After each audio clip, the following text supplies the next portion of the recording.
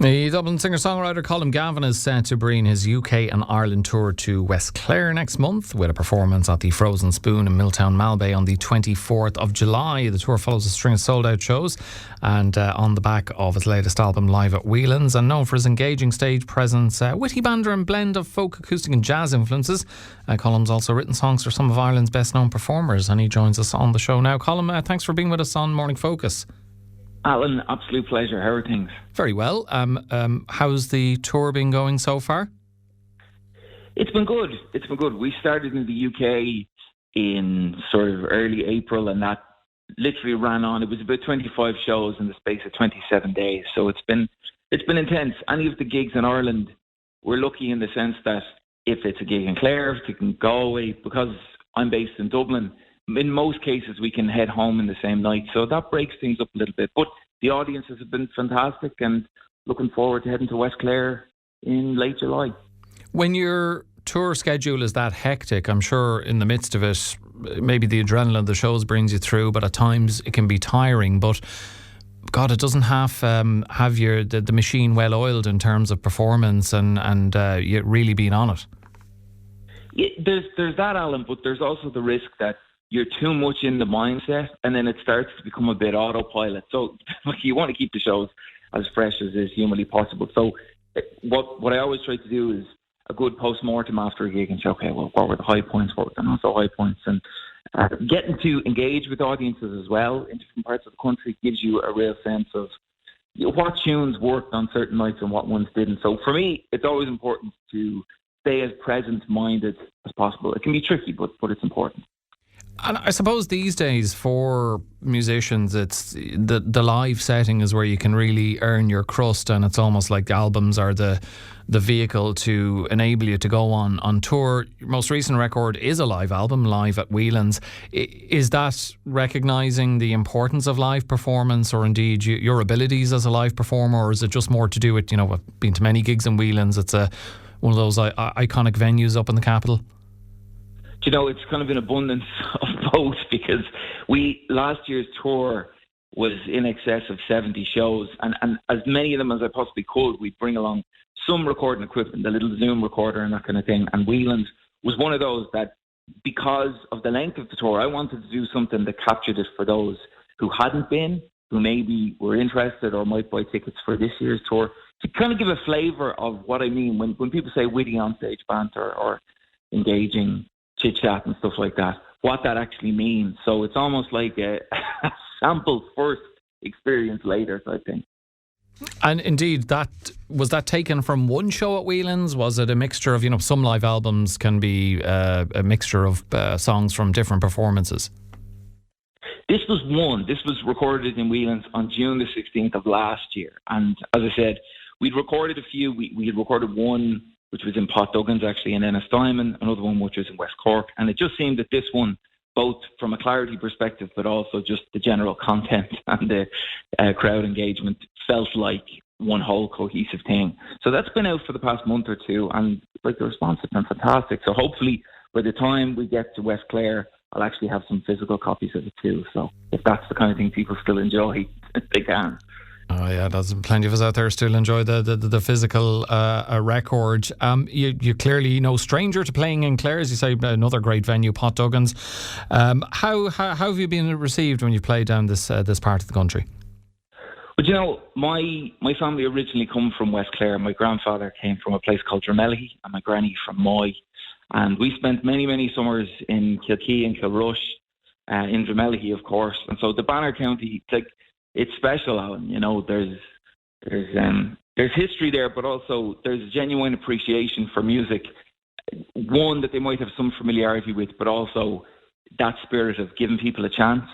Towns like Dublin, and of course right across North Clare, and you see the kind of booming subculture that's happening in places like Ina and Ennistimon. And it's a testament to Clare people, that just have that graw for artistry, and it's popping up all over the place. So yeah, really looking forward to July the 24th, no doubt.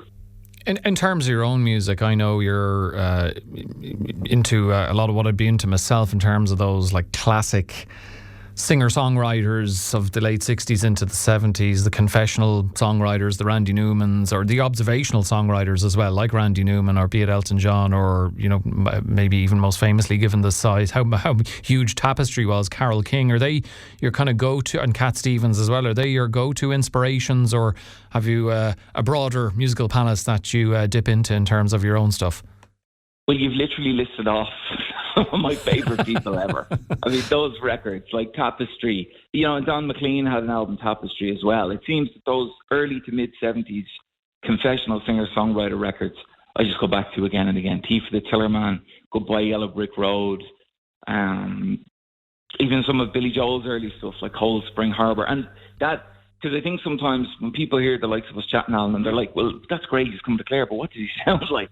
I would kind of liken my sound to a lot of those early 70s American, Canadian, English singer-songwriters like Barry Manilow, like Elton, like Billy Joel, Dean Friedman, that kind of thing. So, and is Colm, is it like a mixture of things? Is it obviously the melodies, but is it like the lyrics, you know, like Carole King, Tapestry, it touches on a lot of universal themes, love and other things that it can kind of resonate with a lot of people?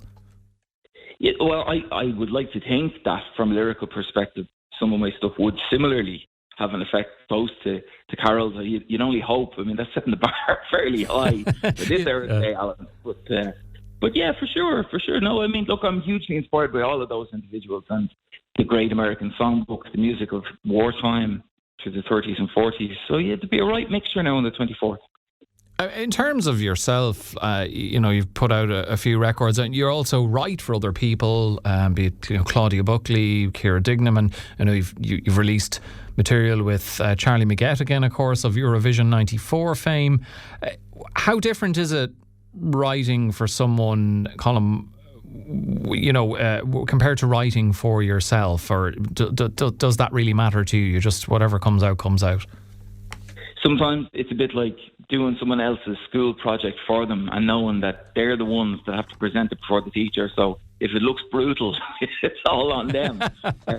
You know, like if it's somebody like Claudia Buckley, you know, some of your listeners might be familiar with her rendition of Honeybee. And if you listen to me do it and then you listen to her do it, there's a stark difference. I mean, she brings kind of a bright, sparkly Alison Krauss feeling to it.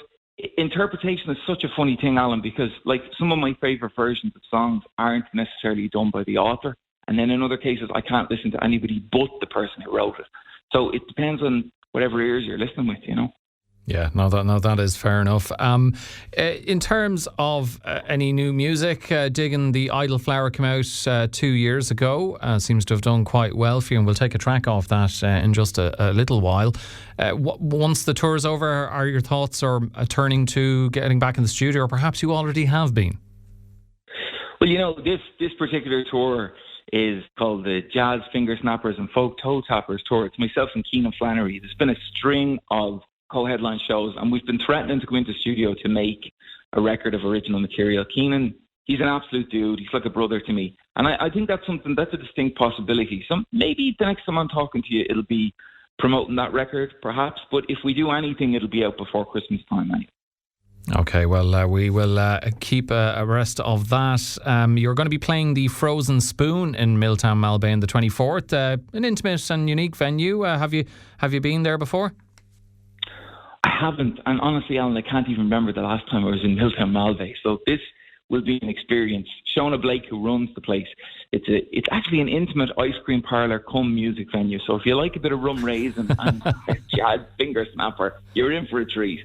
Well, there is a winning combination if I ever heard of one. That is for sure. Make sure you check out Colm Gavin at the Frozen Spoon in Miltown Malbay on the 24th of July. In the meantime, we are going to take What It's Like in LA from Digging the Idle Flower. Colm, you're going to get a great reception, and having the Clare connections doesn't hurt either. Thanks very much for having a chat with us on the show. Alan, such a pleasure. Colm Gavin there, and here is Colm with What It's Like in LA.